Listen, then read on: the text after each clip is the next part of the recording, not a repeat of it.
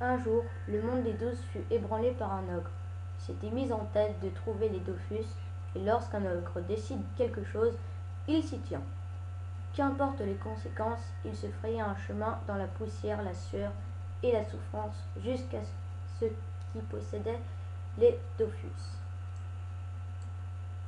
Ogreste était son nom. Bientôt, il fut craint de tous.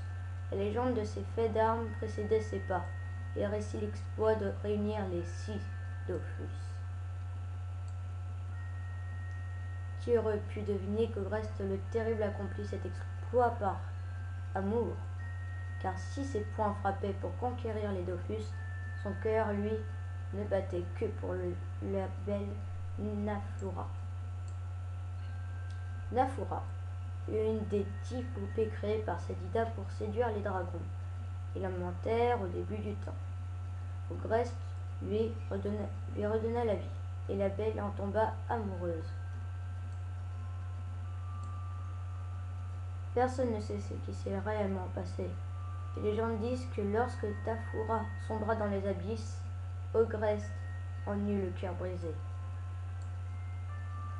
Ses larmes de chagrin et sa rage amplifiées par la puissance incommensurable des 6 Dofus noyèrent le monde des 12 sous un effroyable déluge.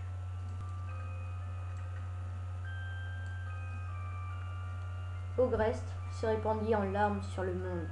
Le niveau des eaux monta, et les cités qui autrefois faisaient la fierté du monde des 12 furent englouties à jamais.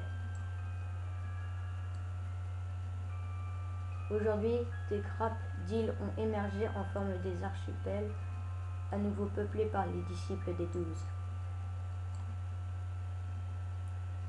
Les dieux, impuissants face au déluge, n'avaient pu empêcher la destruction du monde des 12. Se penchant sur ce qu'il restait du monde, ils firent chacun un don.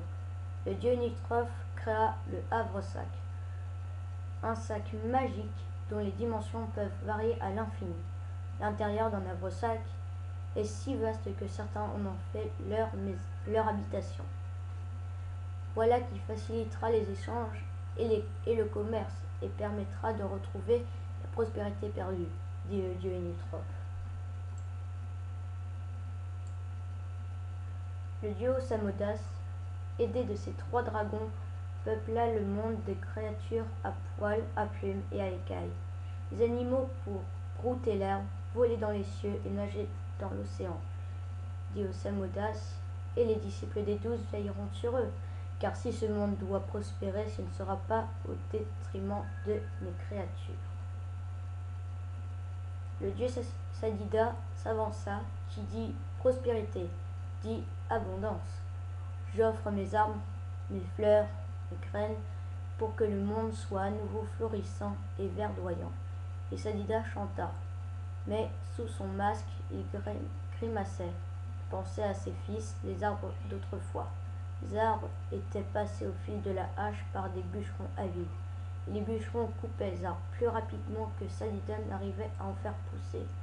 Jadis, l'équilibre avec la nature avait rompu. Une nouvelle chance était donnée aux disciples des 12. Allait-il la saisir?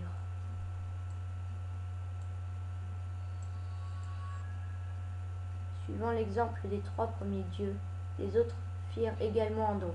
La déesse Feka étendit son bouclier sur la cité de Bonta, la déesse Pandawa protégea les tavernes et le dieu Yop les forges. Quant à la déesse Kra, au dieu Ekaflib, à la déesse Eniripsa, à la déesse Sacrière, au dieu Sram, au dieu Xelor, ils firent eux aussi chacun un don. Et certains disciples, remarqués par leur dieu, furent élus. Ils allaient être leurs messagers, indiquant si l'équilibre de la nature était maintenu ou rompu. Sur chacune des îles du monde, ils se regroupèrent en clans. On les appelle les membres de clans.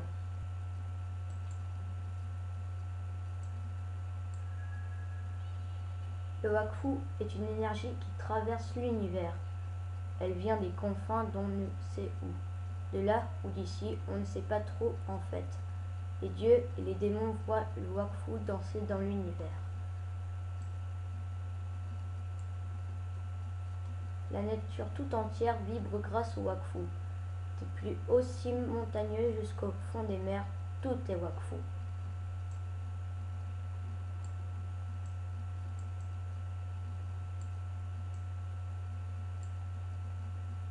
Il est dit que certains peuvent même le maîtriser. Cela a déjà été accompli par le passé. Maîtriser le Wakfu, légende ou réalité, nul ne le sait, depuis longtemps. Salut à tous les amis, c'est DragonX2. Et comme vous le voyez, j'ai fait toutes les pierres volantes qu'il fallait lire pour l'histoire d'Ogrest. Alors je sais pas trop si vous avez compris. En gros, Ogrest pleure parce qu'il a perdu Ashura, je sais pas quoi. Et voilà, il a récupéré les Sidophus, apparemment. Ah tiens, Chebon a pété. Oui, donc voilà, c'était pas un mensonge. Chebon peut vraiment péter. C'est la première fois qu'un personnage pourrait faire ça.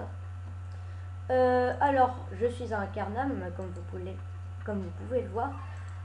Mais je vais quitter Incarnam aujourd'hui et je sais ce qui va se passer après.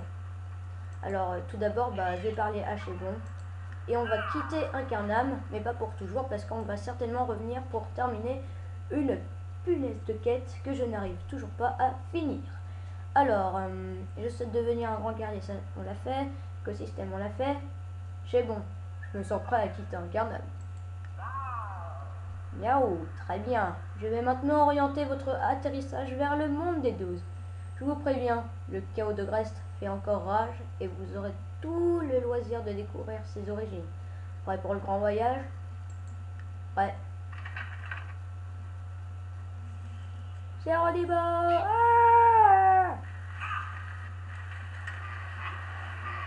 Salut grand guerrier, je suis Ulu, l'émissaire des dieux. J'ai un truc à te montrer. On est au sommet du mont Zenith. Un peu plus haut, il y a Ogrest. Va lui faire sa fête, c'est gérable. Là, tout de suite. Oulala, fuyez pauvre fou, vous serez trop faible face à Ogrest. Ouais, oiseau de mauvais augure. Rejoins-moi et viens choisir ta mission Astrug. Ou reste ici pour te couvrir de gloire. D'accord. Alors en gros, il y a un hibou géant et une putain de machine. Et elle s'appelle Ulu le Mont Zénith. Donc ça doit être certainement le Mont Zénith où il y a Ogrest. Bon déjà là, à votre droite, vous pouvez voir une épée géante plantée. D'accord, il y a plein de squelettes. Oh la vache. Oh non, oh non, non, non. Regardez-moi ce carnage, punaise. Bon je suis pas sûr de pouvoir le battre, mais on peut toujours essayer, hein. Oh non. Bon allez, j'ai Rodibo. Mon Zenith, sommet. Alors voilà le fameux Ogrest. Oh la vache. Oh non, non, non, non, non, non, non. Oh non, non, non, non, non. Oh non. Oh... Quoi? Ogrest 9999 points de vie. Oh non, bon là je pense que c'est mort les gars. Ouais. Puis il fait la moitié de la map. Non mais c'est pas vrai. Oh non, mais moi j'ai que 102 points de vie. Et vous avez vu ce mastodonte, il est niveau 200. Oh non.